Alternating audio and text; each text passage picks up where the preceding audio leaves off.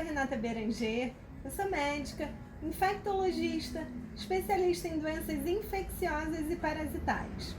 Hoje eu vou contar para vocês a respeito da maldição de Tutankhamon. Ele foi o principal e o maior faraó do Egito. E esse é um assunto que eu particularmente sou apaixonada. E o que aconteceu? Quando os pesquisadores encontraram a sua tumba, a primeira coisa que chamou a atenção é que estava tudo muito conservado. Ninguém tinha mexido em absolutamente nada. As relíquias, os tesouros estavam todos conservados no local. E aí eles puderam ver uma placa com uma inscrição. E essa inscrição dizia que a morte tocará com as suas asas aquele que perturbar o sono do faraó. E não é que foi isso que aconteceu? Poucas semanas depois dessa descoberta, vários membros da equipe e até o pesquisador principal, todos morreram. E foi bem difícil descobrir do que eles tinham morrido. Vários estudos foram feitos, vários exames, existia a hipótese de ter sido envenenamento, mas só com a necrópsia, que o que é a necrópsia? São os exames feitos depois da morte, foi que os médicos conseguiram descobrir que todos eles tinham morrido de histoplasmose. Só essa curiosidade já vale um clique, então me dá um like antes que você esqueça. Você já ouviu falar sobre essa doença? A histoplasmose também é chamada como doença das cavernas. Ela é causada por um fungo, o Histoplasma capsulatum. E como que a gente pega esse fungo? Ao entrar em cavernas ou em locais contaminados, a gente inala esse fungo e ele vai parar lá no nosso pulmão. Depois do pulmão, ele pode acabar parando em qualquer parte do corpo. É daí que a gente chama de uma micose sistêmica. Esse fungo gosta de se alimentar da decomposição das fezes de morcegos, de pássaros, de vários animais que moram em cavernas ou também em ambientes fechados e tudo. Essa infecção não é contagiosa, ela não passa de humano para humano. Você tem que necessariamente entrar em contato e aspirar o fungo. Após o contato com o fungo, os sintomas podem demorar de 1 a 3 semanas para aparecer, mas na verdade eles podem nem aparecer e você pode não sentir absolutamente nada. Vamos entender um pouquinho como isso acontece. Se a sua imunidade é muito boa e você entrou em contato com muito pouca quantidade do fungo, você não vai sentir absolutamente nada. Ou então podem aparecer sintomas muito parecidos com uma gripe, como mal-estar, febre baixa, um pouco de tosse, um pouquinho de secreção, mas nada que chame muita atenção. A maioria das pessoas nem vai procurar um médico para saber o que é e fica boa. O próprio corpo consegue debelar o fungo.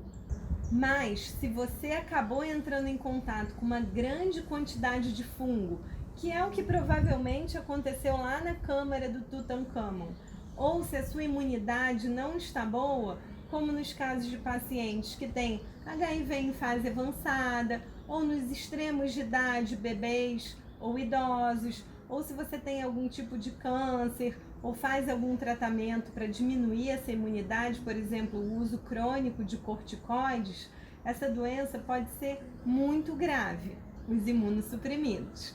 E aí, o principal sintoma vai ser muita tosse e muita falta de ar.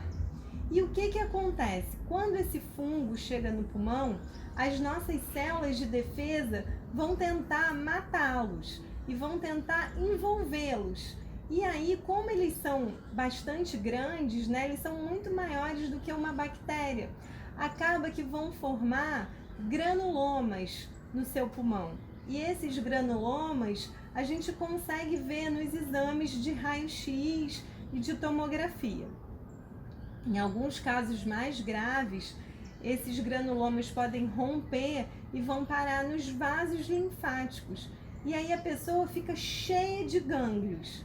E em casos mais graves ainda, esse fungo pode se disseminar por vários órgãos do corpo. Então ele pode parar no baço, no fígado. São quadros muito graves. E como que a gente faz esse diagnóstico? A primeira coisa é a anamnese do médico. Esse nome diferente nada mais é do que o primeiro momento que você senta com o seu médico e vai contar o que aconteceu.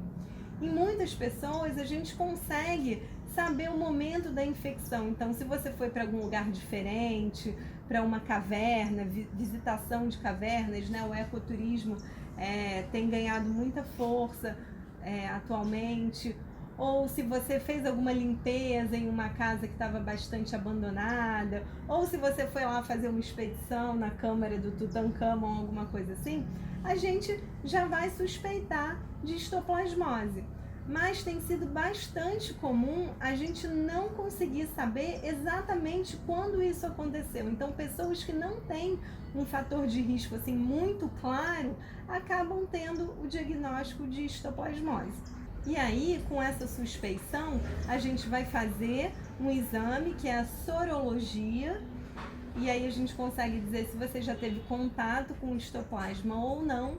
E em casos mais complicados, às vezes a gente tem que fazer até biópsias, que é tirar um pedacinho de algum lugar acometido, ou no pulmão, ou no gânglio, e levar para o estudo histopatológico ou de cultura para ter a certeza que isso é histoplasmose. Para a gente conseguir tratar esse fungo, depende da gravidade do quadro. Se é um quadro mais brando, a gente consegue fazer o antifúngico pela boca, o via oral. Em casos mais graves, a gente precisa que o paciente fique internado e ele tem que fazer o antifúngico na veia. E essas internações podem ser prolongadas, porque aí não tem jeito, a gente tem que fazer lá na veia mesmo. E como a gente previne essa infecção? Não existe vacina para histoplasmose. E a gente tem que fazer algumas medidas simples, principalmente para quem está mais exposto. Para trabalhadores que cuidam de pássaros ou jardineiros, o ideal é que coloque uma máscara. Ou se você vai fazer alguma limpeza de algum local que tem bastante contaminação ali com fezes de pombos ou fezes de morcego, você deve molhar com água antes de realizar a limpeza, porque isso impede que o fungo consiga ir para o ar e você aspire ele. E também é uma dica importante aqui que você não fique alimentando os pombos. De maneira nenhuma é para fazer mal para eles, ou tentar matar, ou envenenar, expulsar, não é nada disso.